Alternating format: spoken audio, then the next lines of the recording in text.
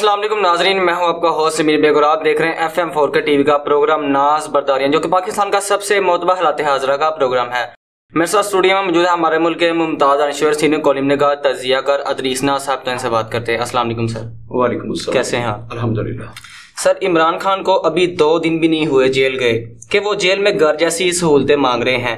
کیا ہمارے سیاستدان کو یہ کبھی خیال نہیں ہے کہ عام آدمی بھی انسان ہوتے ہیں، جیل میں انہیں بھی تمام بنیادی سہولیات میسر ہونی چاہیے؟ کیا کہتے ہیں آپ اس کے بارے میں؟ اسمیر، بہت بڑا کویسچن ہے یہ۔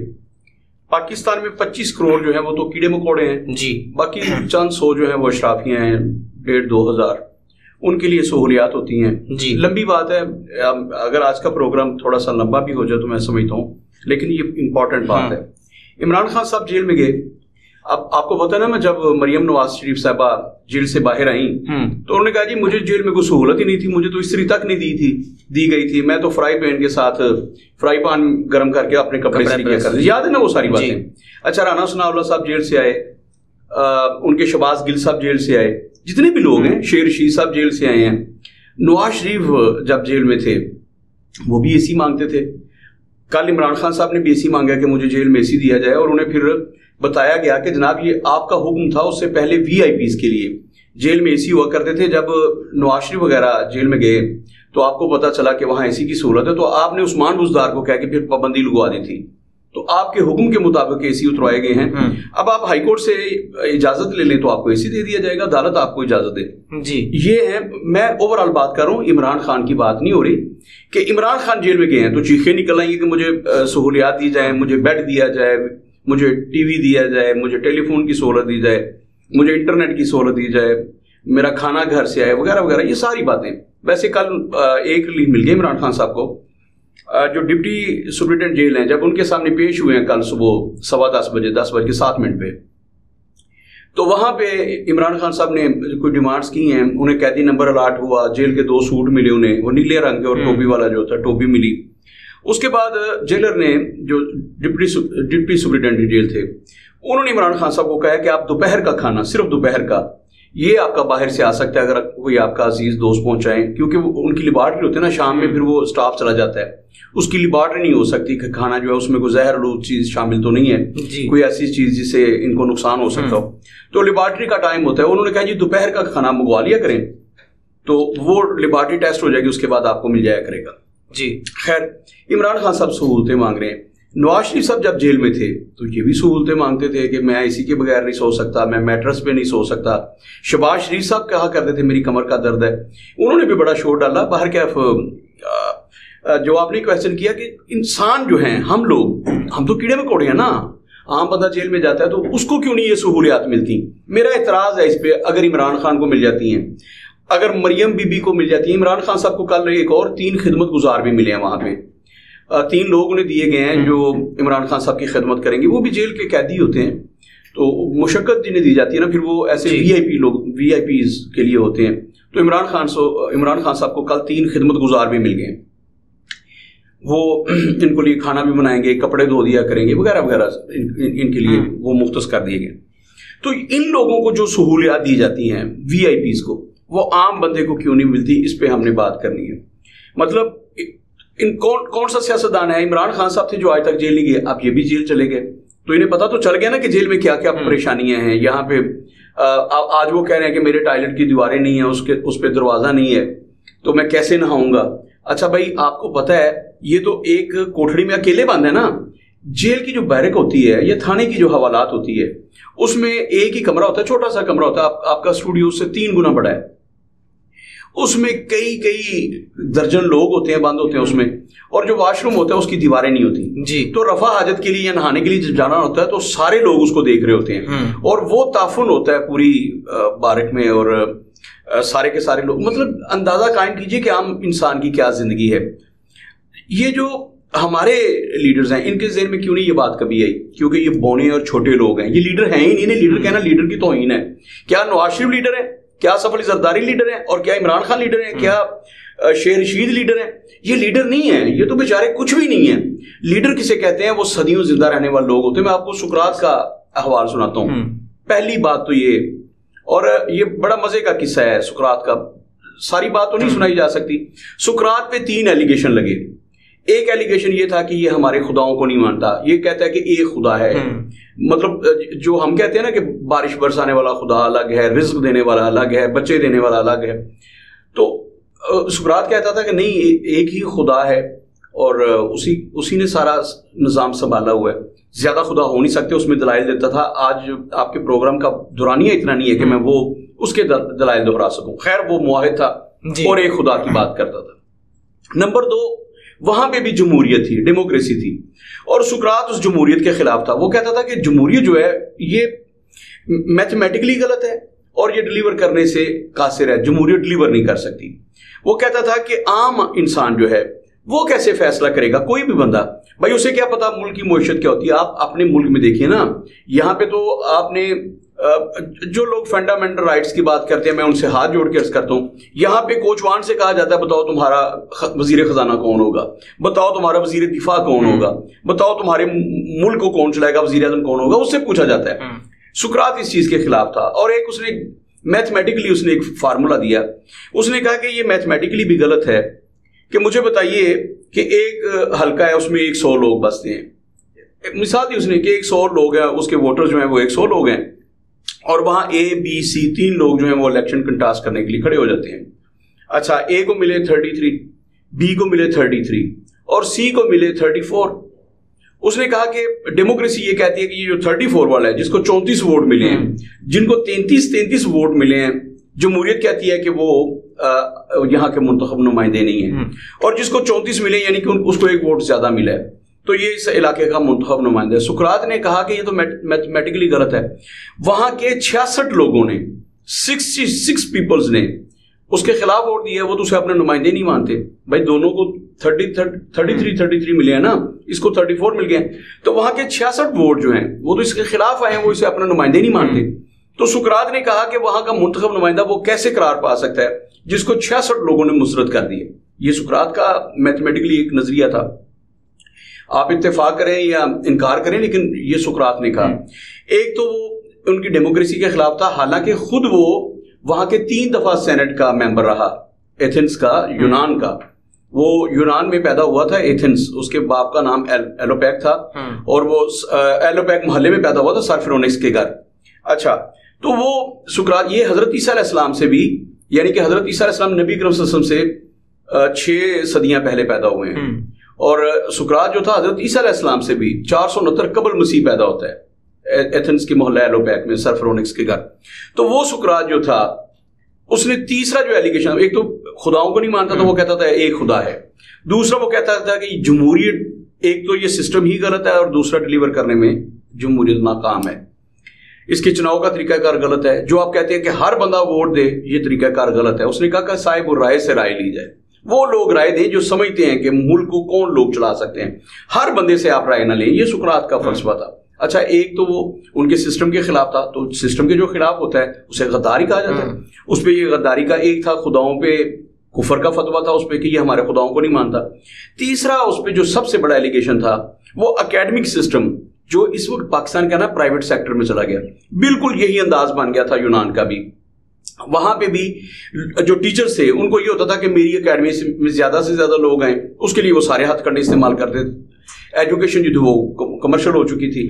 تو سقراط اس کے بھی خلاف تھا. وہ کہتا تھا کہ یہ ریاست کی ذمہ داری ہے سب لوگوں کو تعلیم دینے کی. ریاست ٹیچر کو خود سیلری دے, اس کے کچن کا خرچہ, اس کے ضروریات زندگی ریاست پوری کرے. ٹیچر ایک بچہ بیٹھا ہو یا 10,000 بچے بیٹھے ہوں, وہ سب کو یکساں تعلیم دے. اس کی توجہ اس پہ نہیں ہونی چاہیے کہ اگر زیادہ بچے ہوں گے تو میری انکم زیادہ ہوگی. ٹیچر کو تنخواہ جو ہے ریاست دے. یہ اس کا تیسرا فلسفہ تھا. یہ تینوں جو وہ نوجوانوں کو کہتا ہے کہ تمہارے ملک کا نظام تعلیم غلط ہے. نوجوان اس کی بات کو سنتے تھے اور اس کے ساتھ ہو لیے. ریاست سمجھتی تھی کہ یہ تو اگر ایسا ہوا تو اس کی پاپولیرٹی بہت زیادہ بڑھے گی اور یہ تو ہمیں ٹف ٹائم دے گا. اس لیے سقراط کو اریسٹ کر لیا گیا اور سقراط پر پھر اس کی وہاں کی سینٹ میں مقدمہ چلا. اچھا, سقراط کی وہاں جو اس نے 3 دن اپنا مقدمہ خود لڑا ہے, وہ بعد میں پھر معذرت کے نام سے اپالوجیسی اس کے نام سے وہ کتاب آئی بھی ہے, معذرت کے نام سے ہمارے. سقراط نے 3 دن وہاں دلائل دیے ہیں تینوں باتوں پہ کہ ایک خدا ہے, تمہارا سسٹم غلط ہے ڈیموکریسی کا جس تم معاملے کو چلا رہے ہو، اور تیسرا اس نے کہا کہ تمہارا ایجوکیشنل سسٹم جو ہے وہ غلط ہے، اس کے خطرناک نتائج نکلیں گے. آپ پاکستان کا دیکھ لیجئے، پاکستان میں اس وقت جو ہمارا پرائیویٹ نظام تعلیم ہے، پرائیویٹ سیکٹر میں سارا چلا گیا، یونیورسٹیز پرائیویٹ ہیں، اتنی زیادہ فیسیں. میں بار بار کہتا ہوں کہ جتنے پیسوں میں ہم لوگ ماسٹرز کر گئے تھے اتنے پیسوں میں اب آپ کا ایک سیمیسٹر نہیں ہوتا. تو تعلیم نے دیا کیا؟ آپ سی ایس پی آفیسرز بنانے میں ناکام ہو گئے. جو پرائیویٹ سیکٹر میں مجھے بتائیں نا کہ فلاں پرائیویٹ یونیورسٹی نے پھر کتنی سی ایس پی دی ہیں، یہ بتانا ہے آپ نے. اچھا، پرائیویٹ سیکٹر میں آنے کے بعد تعلیم جو ہے وہ زبوں حالی کا شکار ہوئی. خیر، سقراط یہ کہتا تھا کہ اس کے خطرناک نتائج نکلیں گے، اور نکلے. آج تک نہیں کر رہے ہیں. ہم نے سقراط کی بات کو پوری طرح سے فالو نہیں کیا. ریاست کی ذمہ داری ہے بنیادی سہولیات دینا. صحت کی پرائیویٹ ہاسپٹل نہیں ہونے چاہیے. ریاست ذمہ دار ہے لوگوں کو صحت کی سہولیات دینے کی. پرائیویٹ تعلیمی ادارے نہیں ہونے چاہیے. ریاست کی ذمہ داری ہے لوگوں کو ایجوکیشن دینا. صحت، صفائی، ایجوکیشن، ضروریات زندگی، صاف ستھرا ماحول، یہ سارے کے سارے ریاست کی ذمہ داری ہے. ریاست اس کے عوض ہم سے ٹیکس لیتی ہے، ہمارے ٹیکسوں کے عوض اس نے دینا ہوتا ہے نا. آپ دیکھیے نا میرے بل میں، بھائی آپ مجھ سے ہر مہینے 10 سے 15 ہزار روپیہ ٹیکس لے رہے ہیں، مجھے دے کیا رہے ہیں آپ؟ یہ سوچنے کی بات ہے. ہر ریاست کے ہر شہری سے 5، 7، 10 ہزار، 15 ہزار، اور جن کی فیکٹریز ہیں ان سے لاکھوں روپے لیتی ہیں ایک بندے سے ٹیکس. تو اس کے عوض ہمیں ملتا کیا ہے؟ ہم ہاسپٹل میں چلے جائیں تو ہمارے لیے بیڈ نہیں، ایک بیڈ پہ 3 لوگ پڑے ہوئے ہیں. جس سے بات شروع ہوئی نا کہ جیل میں ہم سہولتیں، کیا آپ کو ہاسپٹلس میں سہولتیں ہیں غریبوں کو؟ کہیں بھی چلے جائیں لائنیں لگی ہوئی ہیں، اور آپ کے جو آپ کی بیویاں جو ہیں وہ سڑکوں پہ، فٹ پاتھوں پہ، چوراہوں میں، ہاسپٹلوں کی سیڑھیوں میں بچے پیدا کر رہی ہیں. یہ آپ کے ملک میں ہو رہا ہے. ہمارے لیے ایمبولینس نہیں ہے، وہ ریڈیو پہ بچوں کو لے کے جا رہے ہیں. تو یہ ساری صورتحال ہے. تو میں عرض کر رہا تھا کہ سقراط جو تھا وہ اس نظریے کے خلاف تھا. وہ کہتا تھا کہ یہ ریاست کی ذمہ داری ہے، تعلیم دینا، صحت دینا، ساری چیزیں ریاست نے دینی ہے. تو ریاست ذمہ لے، پرائیویٹ سیکٹر میں نہیں ہونے چاہیے. اب جب اس نے یہ باتیں کی تو انہوں نے کہا جی یہ تو ریاست کے خلاف ہے، ہمارے خداؤں کے خلاف ہے، ہمارے سسٹم کے خلاف ہے، تو اسے جیل میں ڈال دیا جائے. سقراط نے 3 دن وہاں دلائل دیے، لیکن وہ دلائل کہاں سننے والے تھے؟ سقراط کو جیل میں ڈال دیا گیا. اب ان کا جو عقیدہ تھا کہ بحری بیڑا گیا ہے، جب واپس آئے گا تو تب امپلیمنٹ ہونا. اس زمانے میں جیسے آپ ہمارے یہاں تو پھانسی دیتے ہیں نا، پھندا گلے میں ڈالتے ہیں، کچھ ملکوں میں بجلی کی کرسی پہ بٹھاتے ہیں، بعض ممالک میں انجیکشنز لگاتے ہیں، مطلب، اور سعودی عرب وغیرہ میں گردن کاٹتے ہیں. تو اس زمانے میں سقراط کے دور میں زہر کا پیالہ دیا کرتے تھے. جو جن کو سزائے موت ہو جاتی تھی اسے پھر زہر کا پیالہ دیتے تھے، لیکن دیتے تب تھے جب وہ بحری بیڑا واپس آ جاتا تھا. ان کا خیال یہ تھا کہ جو بحری بیڑا گیا ہے سامان لے کے، انسانوں کو لے کے، اگر ہم نے کسی بے گناہ کو پھانسی دے دی تو وہ بحری بیڑا غرق ہو جائے گا. تو اس لیے اس کے واپسی کا انتظار کرتے. جب وہ بخریت واپس آ جاتا تھا تو جتنے بھی قیدی ہوتے تھے ان کو پھر زہر کا پیالہ دے دیتے تھے. اب سقراط کی خوش نصیبی کے چند دن پہلے ہی وہ بحری بیڑا گیا تھا، اس کے آنے میں کچھ دن تھے. سقراط جو تھا جیل میں تھا. یہ ساری باتیں آپ کو میں پھر بتاتا ہوں کہ میں نے آج سقراط کو لے کے کیوں بیٹھ گیا ہوں. ابھی آپ کو میں بتاتا ہوں کہ وہ کیوں. اچھا، سقراط کے پاس آئے، اس کا دوست تھا ایکسنس، اور ایک اس کا شاگرد تھا، آپ کی عمر کا تھا، اس کا نام السیبائیڈس تھا، جو اس کا سب سے زیادہ چہیتا شاگرد تھا. ایکسنس اس کا دوست تھا، اور ایک اس کا دوست تھا کرائٹو. کرائٹو جو تھا وہ یوں سمجھ لیں کہ سقراط کا ہم نوالا ہم پیالہ تھا. اس نے ہی اس کا سارا پھر مقدمہ لڑا، اور وہ بڑا پریشان تھا. سقراط کے ساتھ پاس وہ جیل میں آیا. اس نے کہا سقراط میری نا بڑے جو مقتدر لوگ ہیں ان سے بات ہو گئی ہے. وہ کہتے ہیں کہ اگر سقراط جو ہے جلا وطنی قبول کر لے، اپنے ملک سے چلا جائے، تو اس کو ہم سزائے موت جو ہے اس سے بچ سکتا ہے. یہ چلا جائے کسی دوسرے ملک میں، جا کے وہاں مزے کی زندگی گزارے. اس نے کہا مجھے ایک بات بتاؤ، اس ملک کے لیے، یونان کے لیے میں نے 2 جنگیں لڑی ہیں، 3 دفعہ تمہاری سینٹ کا ممبر ہے کہ میں نے خدمت کیا، قانون سازی کیا اس ملک کے لیے، اور یار میرے نظریات آپ کو ہضم نہیں ہوئے، اس پہ مجھے سزائے موت دے رہے ہیں. جب میں دوسرے ملک میں جاؤں گا تو وہاں پہ میں بات نہیں کروں گا، وہاں اچھے کو اچھا اور برے کو برا نہیں کہوں گا، پھر کیا بنے گا؟ جب میرے اپنے لوگوں نے، اس نے کہا میں تو نہیں جاؤں گا باہر. اس نے کہا یہاں تو تمہیں وہ سزائے موت دے دیں گے. اس نے کہا تو دے دے، میں تو یہ ملک چھوڑ کے نہیں جانے والا. اسے کہا جلا وطنی لے لو. جب نواز شریف صاحب پہ 12 اکتوبر 1999 کو یہ پڑی تھی نا، تو انہوں نے للے لی تھی کہ خدا کا واسطہ ہے مجھے باہر لے جائیں، مجھے یہاں سے لے جائیں. تو یہ لیڈر نہیں، یہ بونے ہیں. اس لیے میں نے کہا اچھا ان کی تو پے ہو جاتی ہے 2 منٹ میں، جیل میں 2 دن نہیں گزار سکتے، اور یہ کہتا ہے خدا کا واسطہ ہے میں نکال لو. سقراط بننے کے لیے، سقراط آج سنیں نہ ذرا، 1400 سال سے زیادہ عرصہ ہو گیا صادق صلی اللہ علیہ وسلم کو اس دنیا سے گئے ہوئے. 600 سال پہلے ہوئے ہیں حضرت عیسیٰ علیہ السلام. کتنی صدیاں بن گئی؟ 1400 یہ 6 20 صدیاں بن گئی. اور ان سے بھی 469 قبل مسیح سقراط پیدا ہوتا ہے، یعنی کہ رسالت مآب صلی اللہ علیہ وسلم سے 2450 سال پہلے. تو اس بندے کو آج بھی ہم یاد کر رہے ہیں یہاں بیٹھ کے. اس نے جلا وطنی قبول کرنے سے انکار کر دیا. اس نے کہا بے شک مجھے سزائے موت دے دیں، جو بھی میرے ساتھ کرنا کریں، لیکن میں اپنا ملک چھوڑ کے نہیں جانے والا. اس کے دوست نے بڑا ٹل لگایا کہ تم چلے جاؤ. اس نے کہا میں تو نہیں جانے والا. اس کے بعد اس نے ایک اور بات کی. اس نے کہا کہ جیلر جو ہے نا وہ تمہارا بڑا احترام کرتا ہے. اس کی مطلب اس کے علم کی وجہ سے سارا ملک اس کا مداح تھا. اس نے کہا جیلر چاہتا ہے کہ رات کو جیل توڑی جائے اور آپ خفیہ طریقے سے یہاں سے نکل جائے اور میں تمہیں کہیں چھپا دوں گا. سقراط نے کہا کرائٹو کیسی باتیں کر رہے ہو بچوں والی، میں نے ساری زندگی قانون سازی کی ہے، میں قانون کا رکھوالا بن کے رہا ہوں. تو جب میری باری آئی ہے، جب میں جیل میں گیا ہوں تو اب میں قانون توڑ دوں؟ پوری زندگی لوگ مجھے کہیں گے سقراط اپنی جان بچانے کے لیے جیل توڑ کے بھاگ گیا تھا، قانون توڑ کے بھاگ گیا. میں تو نہیں جانے والا جیل چھوڑ کے. پوری زندگی میرے نام پہ کلک کا ٹکا بن جائے گا کہ سقراط پوری زندگی قانون سازی کرتا رہا، سینٹ پہ بیٹھ کے قانون کی بات کرتا رہا، لیکن جب اس کی جان کی باری آئی تھی تو وہ جیل توڑ. یہ سقراط کے جملے ہیں، اپنے پاس سے نہیں کہہ رہا. آپ دنیا کی کوئی کتاب جو سقراط پہ لکھی اٹھا کے دیکھ لیں، یہی باتیں ملیں گی آپ کو. ایک تو ہوتا نا بندہ جذباتی انداز میں کسی کو ہیرو بنانے کے لیے باتیں کرے. تو سقراط نے جیل توڑ کے نکلنے سے انکار کر دیا. اس نے کہا میں تو نہیں جانے والا. اس نے کہا یہاں تو بڑی تنگی ہے، اس کے لیے کوئی سہولت نہیں تھی. تو اس نے کہا میں تو یہاں سے جانے والا نہیں ہوں. سقراط نے جیل سے جانے سے انکار کر دیا. اچھا لمبی باتیں ہیں، سقراط کو لے کے بیٹھ کے یہ تو کئی دن تک میں سنا سکتا ہوں. مجھے اس کے ایک ایک دوست کا نام آتا ہے بالکل ایسے جیسے میں اس کے دور میں زندہ رہا ہوں. سقراط مجھے ایسے یاد ہے. تو سقراط نے جیل سے بھاگنے سے انکار کر دیا، جیل توڑ کے جانے سے انکار کر دیا. اس کا شاگرد تھا السیبائیڈس، جو میں نے بتایا کہ تمہاری عمر کا تھا، اور مطلب اس کے بارے میں بہت ساری باتیں بھی مشہور ہوئی. لیکن السیبائیڈس وہ اس کا بڑا چہیتا شاگرد تھا. جب سقراط کی موت کا وقت قریب آ گیا، جس روز اسے بحری بیڑا واپس آ گیا اور ایک دو دن میں اسے سزائے موت دینی تھی، تو ایک دن پہلے وہاں السیبائیڈس آ گیا اس کے پاس، سقراط کے پاس، اسے ملنے کے لیے. اس کا شاگرد اس نے رونا شروع کر دیا. جیل کی سلاخوں میں اپنے استاد کو دیکھ کے اس نے رونا شروع کر دیا. السیبائیڈس نے سقراط اسے بڑی تسلی دیتا رہا کہ یار چپ کرو. اس نے کہا اتنا عظیم انسان صبح کل سے ہم اسے دیکھ نہیں پائیں گے، وہ دنیا میں نہیں رہے گا اتنا عظیم انسان. وہ یہ سوچ رہا تھا السیبائیڈس. سقراط نے کہا یار چپ کرو. اس نے کہا استاد میں کیسے چپ کروں، مجھے اس بات پہ افسوس ہے کہ آپ بے گناہ مارے جا رہے ہیں. آپ جملہ غور سے سنیں. اس نے کہا استاد مجھے بڑا افسوس ہے کہ آپ بے گناہ مارے جا رہے ہیں.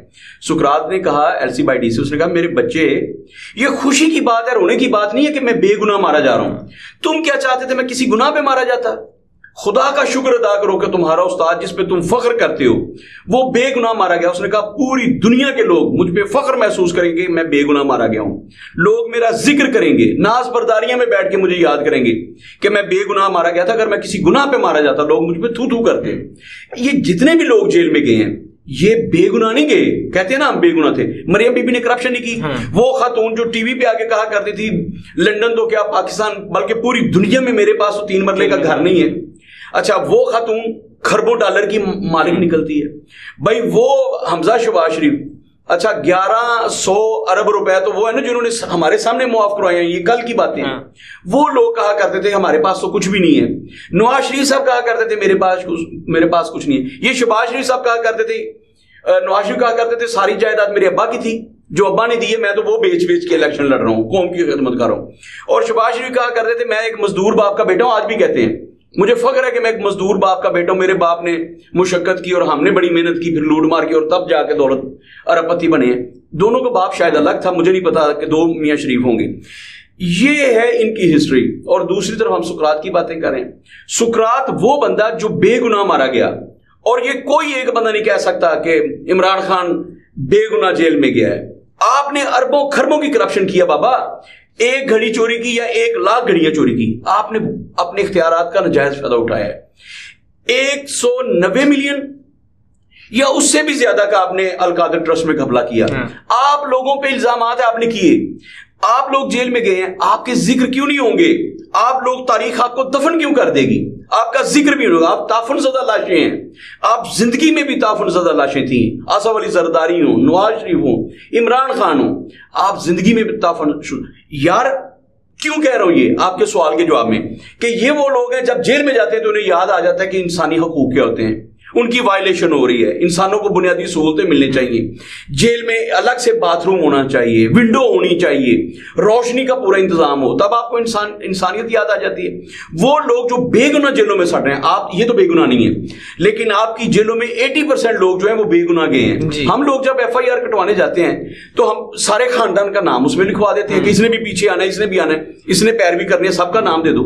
80% लोग बेगुनाह हमारी जेलों में गल सड़ रहे हैं। भाई उनके लिए तो अलग बाथरूम नहीं है, उनके लिए तो पंखे का इंतजाम नहीं है, उनके लिए तो रोशनी का इंतजाम नहीं है, उन्हें तो घर से खाने नहीं आते हैं, उनको तो बेड नहीं दिए जाते, उनको तो टीवी की सहूलत मुयस्सर नहीं है।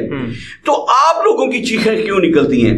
और जब आप जेल में जाते हैं तो क्या नवाज शरीफ को इबरत मिली? शहबाज शरीफ जेल से होके आए हैं, वो कहते हैं मैं जेल में रहा, मैंने ये किया।